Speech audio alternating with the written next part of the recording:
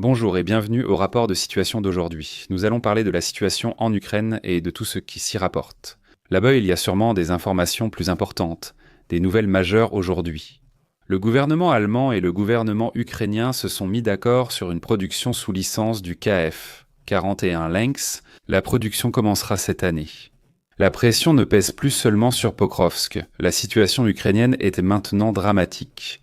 Nous avons un article d'un journal ukrainien qui a parlé avec des officiers sur place et nous allons en parler en détail et essayer d'intégrer tout cela dans la stratégie ukrainienne. Donc, expliquer tout cela, pourquoi les Ukrainiens agissent comme ils le font. Tout cela alors que le front reste actif. Nous avons beaucoup de nouvelles pour aujourd'hui, donc nous ne retardons pas cela inutilement. Je dirais que nous commençons tout de suite. Après la séance de questions-réponses, nous poursuivons sur Twitch 30 à 40 minutes plus tard. Le lien est dans la description. Sacre bleu, économisez le plus chez Oli avec mon code dès maintenant. Les Ukrainiens ont frappé la raffinerie au Daghestan. Les Ukrainiens ont frappé la raffinerie à Ryazan et, selon Reuters, la production a été partiellement arrêtée. Cela signifie que les frappes là-bas étaient... Elles ont montré un succès notable. Les Ukrainiens ont également frappé l'usine de machines de Saransk en Mordovie. Là-bas, on fabrique des mines, des détonateurs et autres. Donc aussi des frappes ukrainiennes là-bas. Lors de la grande attaque des Russes dans la nuit du 22, 11 missiles balistiques de type Iskander-M ont été utilisés. Les Ukrainiens en ont abattu 6. Nous le mentionnons aujourd'hui parce que c'est un indice concernant le taux d'interception mentionné. Il a été largement rapporté que le taux d'interception ukrainien est désormais tombé à 6%. Et la plupart d'entre vous sauront que 6 sur 11, ce n'est pas 6%. C'est simple, je l'avais déjà expliqué. Voici un rappel. Les Ukrainiens comptent tous les missiles tirés sur eux et ne comptent ensuite que ceux qu'ils peuvent intercepter parmi ceux qui leur sont lancés. Cela ne signifie pas que le taux de réussite lorsqu'on tire sur un missile balistique n'est que de 6%, en réalité il est nettement plus élevé. Et c'est ce que nous pouvons voir dans cet exemple du 22. Octobre aussi, les taux d'interception ont cependant baissé. D'une part parce que les Ukrainiens n'ont pas un nombre illimité de missiles balistiques, ni un nombre illimité de missiles de défense aérienne à leur disposition. Les Russes ont aussi perfectionné leurs missiles balistiques pour les rendre plus difficiles à intercepter. Mais le taux réel d'interception est nettement supérieur à 6%. Lorsque les Ukrainiens tirent effectivement sur un missile balistique, ce qu'ils ne font pas toujours faute de munitions et de batteries de défense aérienne disponibles qui ne couvrent pas l'ensemble du pays. Dans le dernier rapport de situation, j'avais déjà parlé du fait qu'une maternelle à Kharkiv, avait été touchée. Entre-temps, j'ai en fait appris qu'il avait été touché par 3 Shahed, et non pas seulement par un seul. Et cela ne laisse évidemment plus aucun doute. Il s'agissait d'une attaque délibérée des Russes contre une maternelle, contre un bâtiment où se trouve une crèche. Cela n'a pas besoin d'explication sur la façon de l'évaluer. Les Russes ont en outre mené une nouvelle fois une attaque en double frappe, touchant ainsi un pompier. Comme on le voit, des véhicules de pompiers ont encore été touchés. Et les Ukrainiens rapportent que, près de Bakhmut, des civils ont de nouveau été assassinés par des soldats russes. De plus, Kherson a été bombardé avec des lance-roquettes multiples. Ce sont des armes de zone qui sont utilisées contre des soldats, contre des zones de rassemblement ennemis, etc. Si on tire cela dans une ville, c'est simplement pour répandre la terreur, effrayer la population et leur infliger des pertes. Donc un tir de lance-roquettes multiple sur une ville n'a en fait pas d'autre but. Je ne vois aucun scénario dans lequel il serait juridiquement justifiable de tirer une arme de zone sur une ville. L'évaluation est donc la même ici. Il est clair qu'il s'agissait d'un autre crime de guerre. Les Russes ont de nouveau attaqué le parc éolien près de Kramatorsk. Nous avons ici des images de drones qui montrent comment les drones s'approchent. Elles frappant finalement, ce qui indique que les éoliennes près de Kramatorsk sont aussi visées ici. Nous passons maintenant au développement sur le front, et là nous commençons par Soumy. Je n'ai rien à signaler là-bas. Aucune évolution non plus en direction de Vovchansk-Krakow. Cependant, nous avons une géolocalisation ici depuis la direction de Veliki Burluk. Et là, les Russes sont arrivés à l'intérieur de Bolochivka. Ils ont probablement pris Bolochivka, ils y montrent un drapeau russe. Cela signifie que nous pouvons supposer que Bolochivka doit au moins être considérée comme contestée, au moins attribuée à la zone disputée. Mais il est probable qu'elle soit plutôt contrôlée par les Russes. Ainsi, les Russes devraient progressivement relier la zone qu'ils tiennent à l'est le long de l'Oskil, ainsi que la zone près de Milov en direction de Veliki Burluk. Nous pouvons donc supposer que les Russes s'établissent par maintenant lentement un front à peu près sur cette ligne-ci. Plus au sud, en direction de Kobiansk, une contre-attaque mécanisée ukrainienne a eu lieu sur la localité de Holubivka. Nous avons géolocalisé cela, ils sont arrivés jusqu'à ce point-ci, juste devant Holubivka. Et si nous regardons ici maintenant, nous pouvons bien le voir. Ici, nous voyons que c'est la chaîne russo-pro-russe Krimi Caprice, qui montre ici, par exemple, que des Ukrainiens seraient arrivés là-bas avec le drapeau ukrainien. La vidéo originale montre qu'il s'agissait de 2 véhicules blindés, tous deux détruits. Et au moins derrière l'un des véhicules, il y a un plus grand nombre de morts. Il est probable que tous les soldats ayant tenté cette attaque mécanisée soient tombés. Il y a également des commentaires similaires du côté ukrainien. Nous prenons cependant cela comme un indice. Voyons maintenant comment évaluer les géolocalisations, car fondamentalement ce n'est pas parce que nous avons une géolocalisation. Parce que nous savons qu'un soldat russe se trouve à un endroit précis. Cela ne veut pas dire qu'il s'y trouve toujours, et surtout qu'il y est toujours en vie, et que les Russes s'y sont consolidés. Cette attaque ici visait probablement à prendre Holubivka, sans doute pour couper l'approvisionnement russe venant du nord et ainsi soulager Kupiansk. Il est clair que cette attaque a échoué, ce qui n'est pas différent pour la Russie. Ceci juste pour expliquer à nouveau, ce n'est pas parce que nous avons une géolocalisation qui nous montre une tendance dans une certaine direction que cela signifie malheureusement que c'est une certitude absolue, comme nous, en tant qu'observateurs, aimerions le croire. Il en va de même bien sûr dans le sud-est. Là-bas, les Russes ont été vus dans le village de Kurilivka, ici localisé au nord, et Kurilivka se trouve ici. C'est presque au centre de la tête de pont à l'est de l'Ostkils, que les Ukrainiens tiennent près de Kupiansk. Est-ce que cela signifie que les Russes ont maintenant pris Kurilivka ? Nous voyons dans la source originale 2 soldats russes debout sur un toit, qui brandissent un drapeau. Être debout sur le toit signifie probablement qu'il n'y a pas d'Ukrainiens immédiatement autour d'eux. 2, cela veut aussi dire qu'il y en a plus d'un qui a infiltré. Kurilivka a peut-être été prise, mais ce n'était pas une simple infiltration. C'est malheureusement la problématique que nous rencontrons de plus en plus, car les Russes adaptent leur tactique à la pression et à la menace des drones, mais aussi effectivement aux observateurs. En effet, si les Ukrainiens apprennent que Kurilivka a été prise par les Russes, alors théoriquement, les Ukrainiens à Piszczane paniqueraient à l'idée d'être maintenant coupés et pourraient éventuellement se replier. On dit que du côté russe, il y a un véritable intérêt à faire passer un petit groupe à travers les lignes qui montrerait quelque part à l'arrière le drapeau russe. C'est juste pour donner l'impression qu'ils ont déjà pris toute la zone. C'est, comme je l'ai dit, une partie de la difficulté que nous avons ici. Cela ne change rien au fait que nous pouvons maintenant au moins confirmer visuellement que les Russes sont arrivés à Kurilivka. Et cela signifie bien sûr une présence russe qui n'existait plus ici depuis des années, et c'est donc, quoi qu'il en soit, un mauvais signe.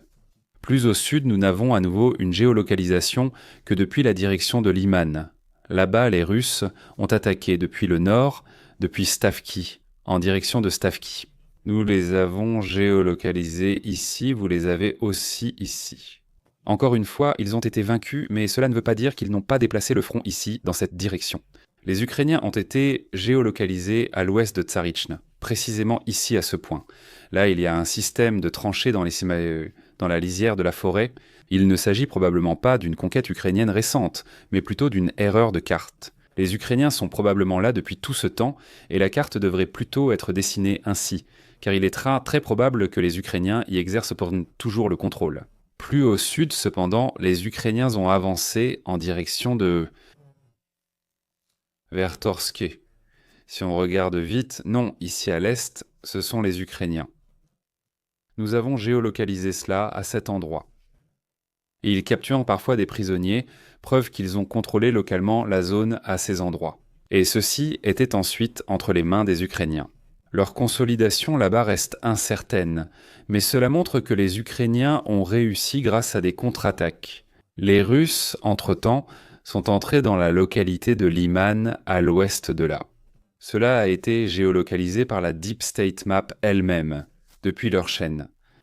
Il existe une vidéo montrant un soldat russe là-bas, attaqué par un drone vu à la première personne et probablement neutralisé par la suite. Et nous voyons que la Deep State Map marque désormais la partie la plus extrême de Liman comme disputée. Ainsi, la bataille pour Liman débute. Au nord-ouest de là, les Russes ont avancé près de Novoselivka. Nous l'avons ici à cet endroit, juste au nord de Novoselivka.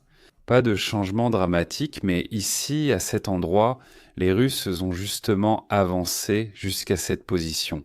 C'était tout pour Liman. Nous poursuivons vers Siversk. En direction de Siversk, nous avons eu une autre attaque mécanisée russe.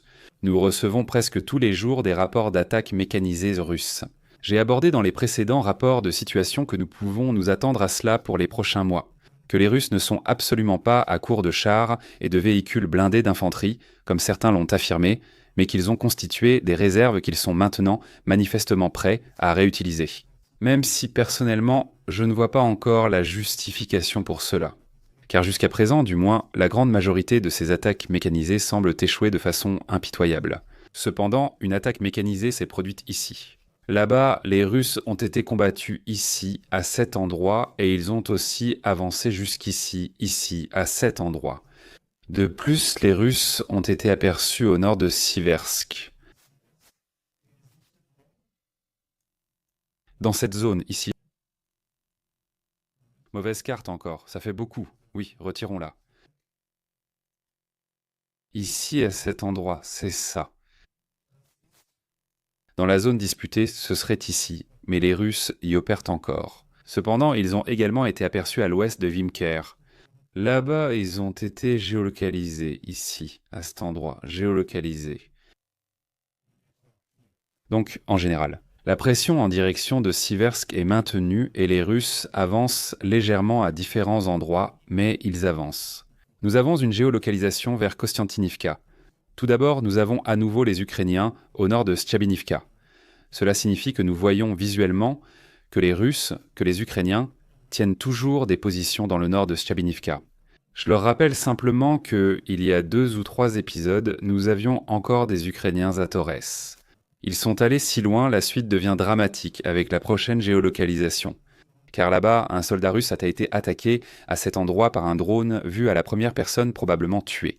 Cela ne signifie pas encore que les Russes s'y sont consolidés. Mais c'était à peu près à cet endroit, donc pratiquement à 200 mètres du réservoir. Cela signifie que les Ukrainiens sont pratiquement coupés de toute liaison terrestre restante dans le sud. Ici, les Russes sont aussi entrés à Kostiantynivka, plus en profondeur. Nous avons géolocalisé cela également ici dans la zone principale bâtie de Kostiantynivka, donc plus seulement dans les dachas, mais maintenant dans le quartier résidentiel même de Kostiantynivka. C'est à peu près ici, ainsi qu'une autre géolocalisation depuis la zone des dachas au sud-est.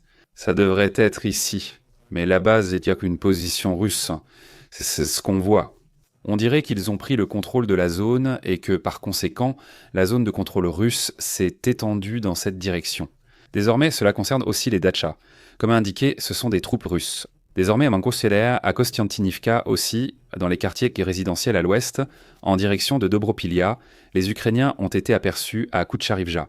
On le voit aussi sur la carte Deep State, la poche russe a été fortement réduite.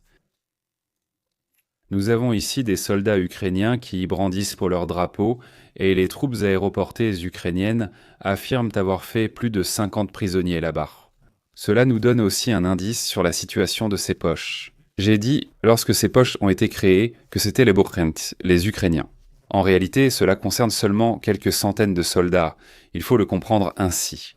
Cela sera probablement, au moins pour la partie nord, une défaite notable pour les Russes. C'est pareil ailleurs, y compris sur le front. La densité de personnel dans les positions les plus avancées est si faible que même l'encerclement de troupes ne conduit pas à des milliers de prisonniers, mais seulement à quelques dizaines. Ici, plus de 50 prisonniers, sans doute entre 53 et 55, sinon on aurait écrit 60. Et il n'est pas non plus à prévoir qu'il y en ait bien plus de 100 ici. Ceci juste comme indication. Si nous voulons vraiment évaluer correctement cette situation et ne pas en faire tout un événement énorme, alors il faut bien sûr continuer à suivre l'ensemble de la situation. Il faut examiner les forces engagées. Et là-bas, les troupes qui sont sur place ne sont tout simplement pas particulièrement nombreuses. Il ne faut bien sûr pas oublier ici que les Russes subissent de lourdes pertes sur le chemin. Cela veut dire que si 50 y sont faits prisonniers, cela ne signifie pas que les Russes n'y ont perdu que 50 hommes. Au final, 200 à 300 soldats russes ont opéré ici, mais seuls 50 à 60 sont restés à la fin. Les Russes progressent aussi au sud de cette zone. Ils sont arrivés à Rodinske, à la lisière ouest de la localité. Nous avons géolocalisé cela ici, aux dernières maisons, à l'ouest.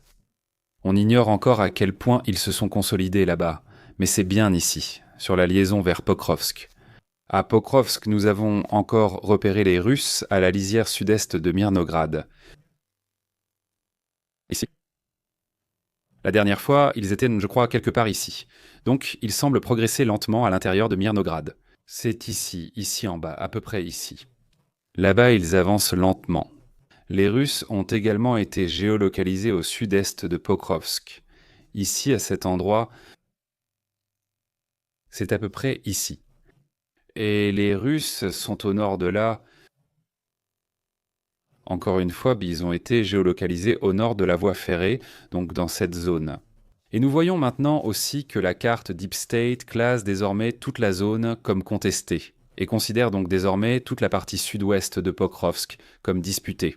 Nous ferons le point sur la situation à Pokrovsk à la fin de l'évolution du front, c'est-à-dire dans quelques minutes.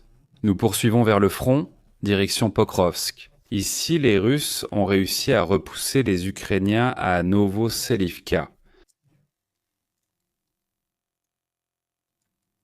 Ils sont désormais au nord, après s'être consolidés au sud. Nous constatons leur progression vers le nord. Cela devrait être à peu près à cet endroit, donc là aussi un petit succès russe. En direction de Ouliapolé, les Russes ont obtenu d'autres succès. En effet, ils sont entrés dans Yeorivka. Nous avons cela ici, un instant. Ils étaient récemment à Privila. Ensuite, ils sont partis vers le sud, ont traversé la rivière, puis sont aussi passés au nord de Privila avant d'entrer dans Yehorivka. Juste au sud de là, ils ont d'abord été aperçus au nord, puis au centre de Perchotravnev. Cela indique que Perchotravneve a sans doute été prise par les Russes. La localité doit maintenant être sous contrôle russe et non plus sous contrôle ukrainien. Nous avons aussi une nouvelle du delta du Dnipro. Dans le dernier rapport, je vous avais indiqué que les Russes annonçaient-on commencer la conquête et avoir pris une zone industrielle. Nous avons maintenant une géolocalisation à ce sujet. Ce n'était donc pas complètement un mensonge, même si c'était clairement une exagération. J'avais dit qu'il y avait des combats au-delà du Dnipro, et cela a maintenant été géolocalisé, ici dans la zone industrielle. Ce n'est pas négligeable, car cela devrait offrir beaucoup de couverture. Et si nous regardons, cela continue vers le nord, en passant par les îles, par de petits ponts, jusqu'à la périphérie même de Kherson. Qu'en est-il de ces ponts, s'ils existent encore, s'ils ont été détruits, et surtout si les Russes les ont pris en main? S'ils devaient en prendre l'île au sud, c'est évidemment une toute autre histoire, mais techniquement c'est une invasion de l'autre côté. Les Russes affirment y avoir établi une tête de pont. Des Ukrainiens ont aussi été vus opérant calmement dans la zone. J'ai vu une vidéo de 3 soldats ukrainiens qui ne gardaient pas une grande distance entre eux, posant tranquillement à ciel ouvert devant un panneau. Cela ne donne pas l'impression que des soldats russes se trouvent à proximité immédiate. Cela veut dire que la question de savoir s'il ne s'agissait que d'une infiltration et si les Russes se sont ensuite repliés ne sera clarifiée que dans les semaines à venir. Si les Russes s'installaient ici durablement, cela pourrait poser problème. Mais il faut bien sûr garder à l'esprit, si l'on regarde la largeur du fleuve, qu'ici nous avons presque 1 kilomètre. Je ne l'ai pas mesuré précisément. Environ 800 mètres au total, parfois un peu plus étroit. Si on prend cet exemple ici, mais il ne faut pas oublier, ici il n'y a que 500 mètres entre guillemets. Mais il ne faut pas l'oublier. Le ravitaillement qui traverse ici doit encore retraverser ici, et il doit d'abord arriver ici. Ainsi, lorsque les Ukrainiens mobilisent assez de forces sur place, le ravitaillement russe pourrait devenir très difficile. Et il reste à voir si les Russes sont prêts à accepter ces pertes pour s'établir de l'autre côté. Et surtout s'ils en sont réellement capables, car la volonté seule ne suffirait pas. Jusqu'à présent, je dois dire clairement que techniquement les Russes sont de l'autre côté, mais je ne dramatiserai pas la situation pour l'instant. Je ne suis pas inquiet. D'abord, il faut vérifier si les Russes se sont vraiment installés là-bas. Ensuite, il faudrait savoir combien de temps ils veulent rester et quels efforts ils font. Nous nous souvenons de l'opération ukrainienne à Krinky. Où se trouvait Krinky ici? Techniquement, c'était aussi une tête de pont, et nous savons tous ce qu'il en est advenu. Parce que les Ukrainiens avaient exactement le même problème. Ils devaient assurer leur ravitaillement en traversant de petits bras de rivière. Et les Russes, en revanche, avaient une meilleure position pour le ravitaillement et les tentatives ukrainiennes de rotation, d'acheminer du ravitaillement et d'évacuer les blessés étaient exposées au feu des Russes et aux drones russes. Je ne vois aucune raison de paniquer pour l'instant, mais nous surveillerons la situation. Les Russes vont-ils vraiment s'y installer durablement ? Techniquement, c'est ici le cours principal du Dniepr, ce qui signifie que tout ce qui se trouve à l'ouest de celui-ci est déjà sur la rive droite du Dniepr. Dire qu'ils se sont installés de l'autre côté n'est pas totalement faux, mais ce n'est pas tout à fait exact non plus. Abordons la situation générale. Comme mentionné, nous avons déjà assez parlé du Dniepr. Les Russes poursuivent leur avancée dans cette direction, et en ce qui concerne la direction de Mershowa, nous ne voyons pas les Russes obtenir des succès remarquables ou significatifs. Pokrovsk est certainement la plus grande nouvelle et la situation la plus importante, et nous avons ici un rapport de l'Ukraïnska Pravda. Elle a parlé avec 2 officiers sur place et j'en ai extrait les points importants pour vous. 250 soldats russes opéreraient déjà à l'intérieur de la ville. Les Ukrainiens n'ont plus de position continue, les Ukrainiens se trouvent encore en partie au sud de Pokrovsk. Nous avions récemment cela dans un rapport de situation, où je vous avais montré que des soldats ukrainiens, où était-ce ici ? Quelque part près de Svirov, je crois qu'il y avait encore une position ukrainienne à cet endroit. Les Ukrainiens opèrent encore partiellement au sud de Pokrovsk, aussi dans cette direction. On opère toujours au sud de Pokrovsk, mais le contact avec eux est en grande partie rompu. Parfois, il y aurait un ravitaillement réussi par drone. C'est pourquoi le mieux, le summum, c'est de leur apporter encore un peu d'eau de cette manière. Cela veut dire, en clair, que l'approvisionnement là-bas a été interrompu. Et en partie, des positions qui sont encore indiquées comme tenues ne le seraient plus du tout. Parfois, il ne resterait que des blessés. À Pokrovsk, des pilotes de drones ukrainiens sont parfois tués par l'infanterie russe, faute de ligne de front, cette dernière avançant parfois jusqu'à 7 km.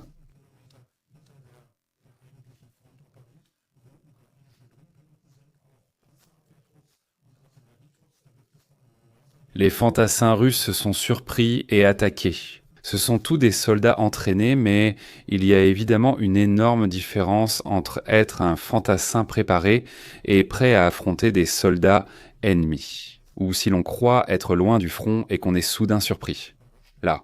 Ainsi, les chances sont très mauvaises, ce qui montre que le front est ici en situation critique. Les lignes de communication ukrainiennes, les lignes de liaison ukrainiennes sont tellement sous pression que les soldats russes doivent marcher 10 à 15 km à pied, parfois chargés de ravitaillement. Fait intéressant, ce n'était pas prévu dans le script, mais je peux quand même vous le montrer. En effet, il y a une nouvelle vidéo de soldats ukrainiens. Et ce que nous voyons ici, c'est au nord de Pokrovsk, et c'est un Maxpo ukrainien qui, comme nous pouvons le voir, roule ici sur des voies ferrées. On peut en fait regarder tout de suite où cela s'est passé. Si on regarde ici, on voit ça. Des rails de chemin de fer, ça devait probablement être ici. Oui, c'était sur cette route, il est passé par ici. On voit ici des civils qui tentent de l'arrêter alors qu'il est visiblement blessé. On le voit boiter, porter un short et une vache se promène.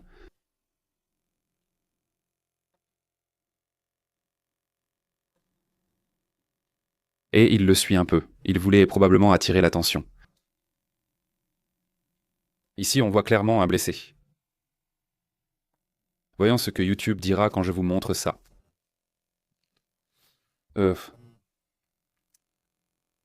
Ce sont des attaques, et on voit ici la force du Maxpo qui continue simplement d'avancer. Ici, on voit la valeur des MRAP, comme le Max Pro. Il a fait demi-tour et revient. Et maintenant, je vais accélérer un peu les choses.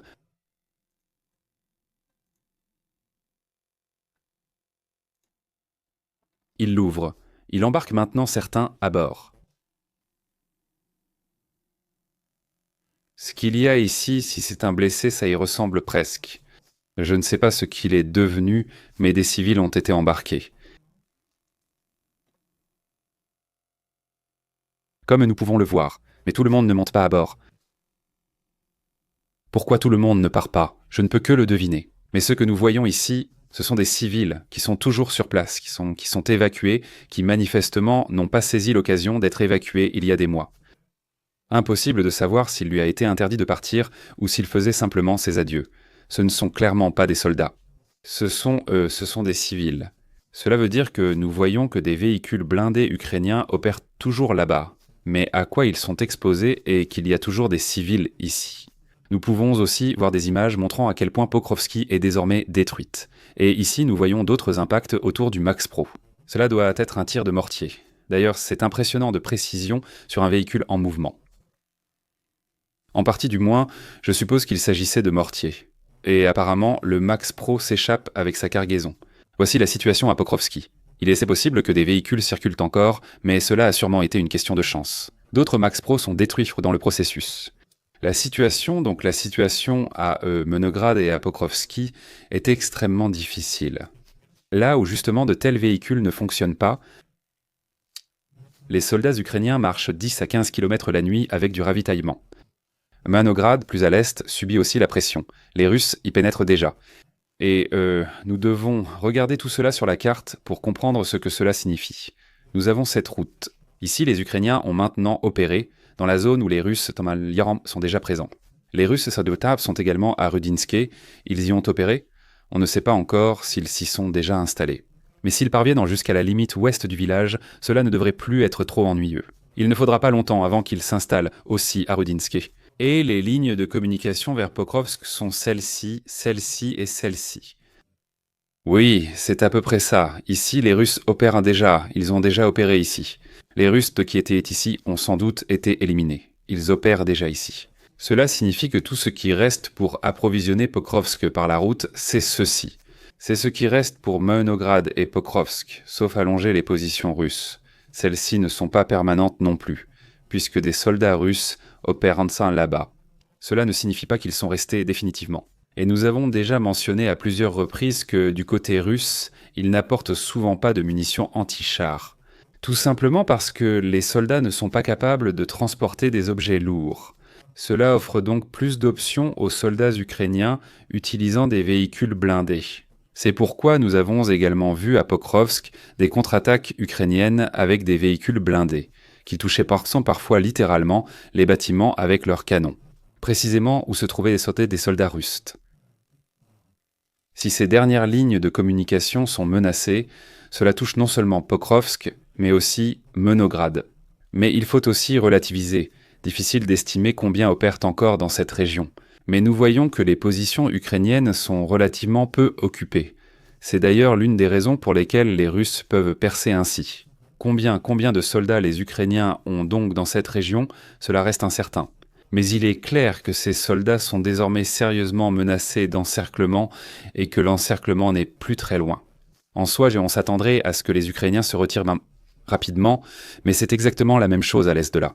Nous avons toujours les Ukrainiens à Sherbinevka, nous les avons toujours à Katerinivka, et nous avons les Russes qui opèrent ici au bord du réservoir.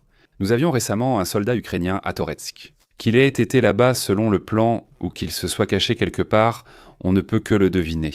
Si nous regardons la carte Deep State, qui est relativement bien informée et assez précise, si on la prend au mot, les Ukrainiens devraient aussi agir dans ces zones, donc loin derrière le front. Je me trouve déjà à plusieurs reprises, ou bien loin derrière la zone que l'Ukraine contrôle fermement. J'ai déjà abordé ce sujet à plusieurs reprises, mais cela vaut la peine d'en reparler. Nous voyons des soldats ukrainiens opérer dans une quasi-encerclement total à plusieurs endroits.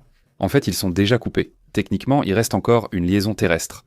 Mais il est très peu probable que des véhicules circulent encore ici, à l'est du réservoir. Au final, il reste deux options lors d'une évaluation. Choisir la voie facile et dire que les Ukrainiens sont incompétents. Ou alors si on sacrifie volontairement des soldats ici, aussi dur que cela paraisse. Cela exige une explication. Les Russes retardent-ils massivement en tenant des positions pendant des mois, alors qu'en regardant la carte, elles devraient être abandonnées?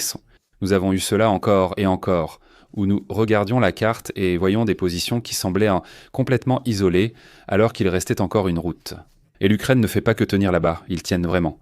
Pendant des mois, ils continuent de défendre la position. Ils retardent l'ennemi, certes à un coût humain et matériel important, mais ils retardent. Et malheureusement, à la guerre, c'est toujours ainsi. Des vies de soldats sont risquées pour atteindre des objectifs militaires. Lorsqu'un assaut est ordonné par un officier contre une position bien défendue qui ne peut pas être contournée. L'officier sait que le soir, tous les soldats envoyés au combat ne survivront pas. Néanmoins, l'ordre est donné, car dans la balance entre la vie des soldats et les objectifs, c'est l'objectif qui prime dans ce cas. C'est cynique, mais en même temps, c'est un processus normal dans la guerre avec l'engagement. La guerre est un risque pour les soldats et leur vie est consciemment mise en danger. Et lors de missions particulièrement risquées, qui sont considérées comme particulièrement importantes, les pertes dans ce sont également acceptées en conséquence. Je pense que c'est pareil ici. J'ignore à quel niveau ces ordres viennent, ce ne sont pas forcément les commandants locaux. Ce n'est donc absolument pas le cas qu'un commandant de bataillon, assis à Myrnograd, décide de son propre chef de continuer à défendre Myrnograd. Il est très probable que les ordres viennent d'en haut, mais on peut supposer que le côté ukrainien, entre guillemets, c'est ce qu'il fait s'il n'ordonne pas ses retraits. Vous pouvez bien sûr voir la carte tout comme nous, vos cartes devraient certainement être plus précises. Néanmoins, un retrait de beaucoup de ces positions n'est pas interdit. La raison en est claire et nous la voyons sur la carte. Nous regardons la carte ici et nous avançons. Disons jusqu'où remontons-nous? 3 mois en arrière, n'est-ce pas? Et qu'avons-nous aujourd'hui? À peu près celui-ci. Alors, regardons cela. En défendant des positions qui sont loin derrière le front, on s'assure que les Russes ne peuvent pas les contourner. On s'assure ainsi d'infliger davantage de pertes aux Russes, de les retarder encore plus, de gagner plus de temps. Dans quelle mesure ce temps est-il utile? Combien de soldats y sont perdus et sert-il, par exemple, à construire de nouvelles lignes de fortification? J'ai refait une vidéo sur la nouvelle ligne du Donbass. Les modérateurs vont mettre le lien dans le chat si vous ne l'avez pas vu. Dans quelle mesure on utilise ce temps, cela ne peut être que spéculer, tant que nous ne connaissons pas les détails, tant que nous ne savons pas combien d'hommes les Ukrainiens y perdent, combien de personnel ils perdent, ce qu'ils gagnent en échange, quelles pertes ils comptabilisent. Tant que nous ne connaissons pas les chiffres réels, il est tout simplement impossible de dire à distance si c'est une tactique intelligente ou stupide. Ou il faudrait plutôt parler de stratégie, car c'est plus qu'une simple tactique à cette échelle, puisque cela se déroule sur l'ensemble du front. Cela signifie que nous voyons que les Ukrainiens se retrouvent à plusieurs reprises encerclés et qu'ils ne se retirent manifestement pas de manière paniquée, mais qu'ils acceptent presque cet encerclement.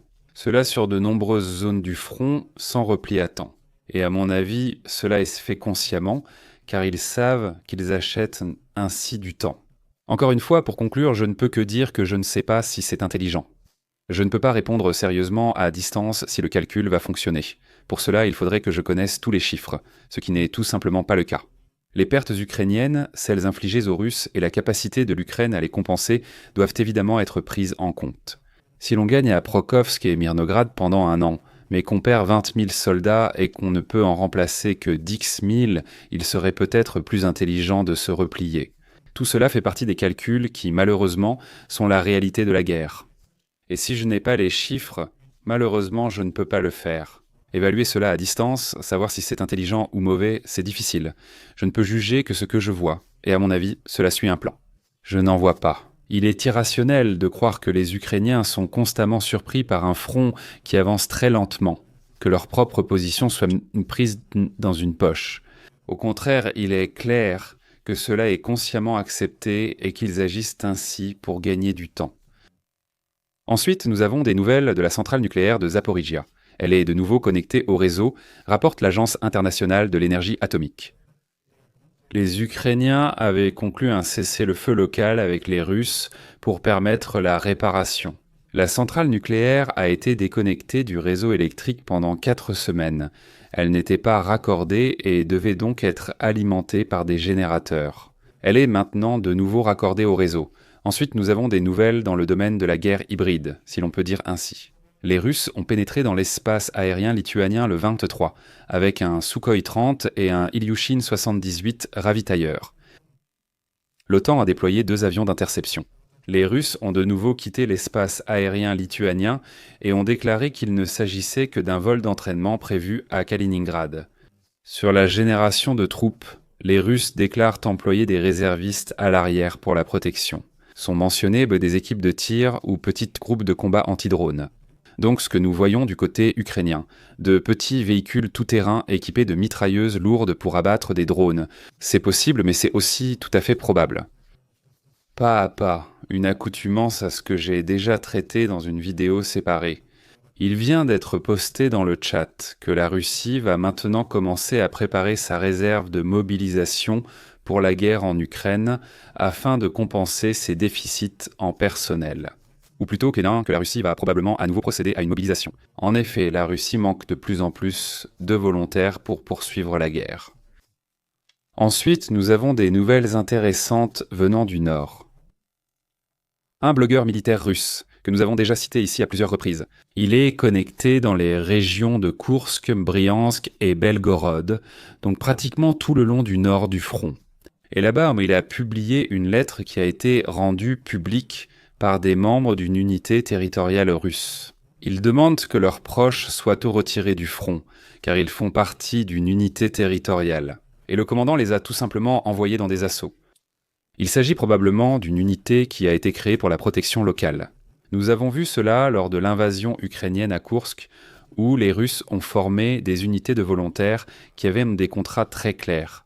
Ils ne combattent qu'à Koursk pour défendre Koursk et ils n'ont rien d'autre à faire. Là-bas, les Russes ont trouvé de nombreux volontaires. Et apparemment, cela n'importe pas à chaque officier que ces contrats aient été conclus différemment. Ceux qui observent la guerre ne sont pas surpris. J'ai aussi traité ce sujet dans la vidéo de jeudi. Il s'agissait également là-bas de la façon dont les soldats russes sont trompés, en leur faisant diverses promesses. Et dès qu'ils ont signé, plus rien de tout cela n'est respecté. Comme je l'ai dit, je peux à nouveau renvoyer à cette vidéo. Ensuite, nous avons des nouvelles du domaine politique. Nous avons encore une fois Trump et Poutine. Trump a annulé la réunion avec Poutine. Et selon Bloomberg, la raison serait à chercher du côté de Marco Rubio, à savoir Marco Rubio. Le chef de la diplomatie américaine a appelé Sergei Lavrov, son homologue russe. Toutes les réunions prévues ont ensuite été annulées. Tant la rencontre entre Marco Rubio et Lavrov que celle entre Donald Trump et Vladimir Poutine. La raison en serait que Marco Rubio s'est rendu compte que la Russie n'a toujours aucune volonté de négocier et cherche plutôt à gagner du temps. Et en effet, cette fois-ci, il y a eu des réactions rapides. En effet, immédiatement après, les États-Unis ont imposé des sanctions contre le pétrole russe.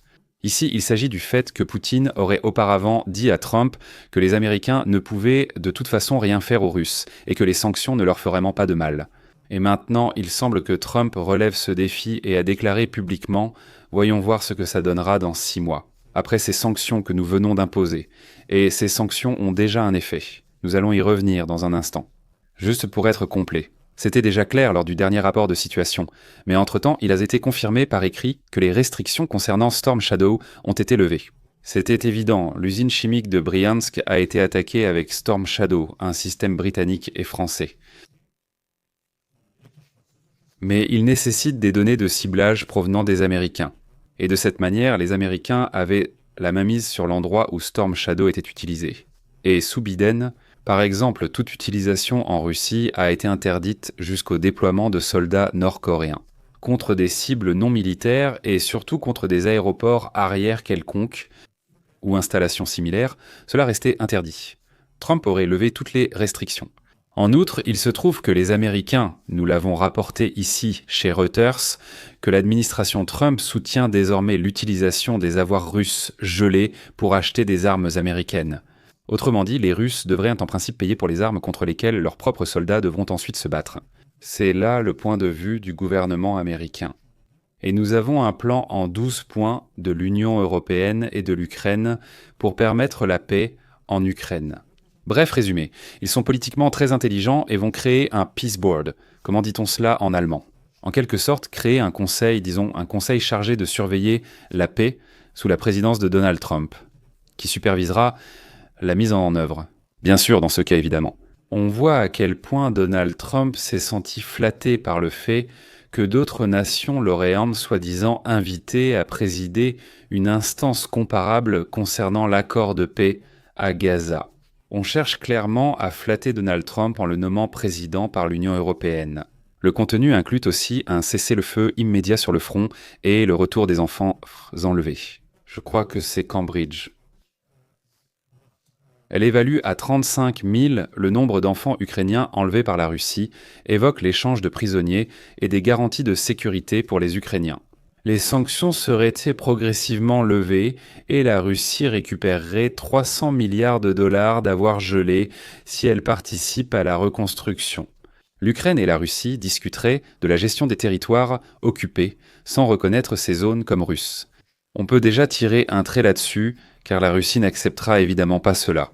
Cela signifie qu'on veut probablement aussi démontrer la volonté de paix aux Américains. Mais il faut être clair, à ce stade, il s'agit d'un geste politique et non d'une proposition sérieuse, car du côté russe, il n'y a aucune volonté de négocier. C'est pourquoi on a aussi le 19.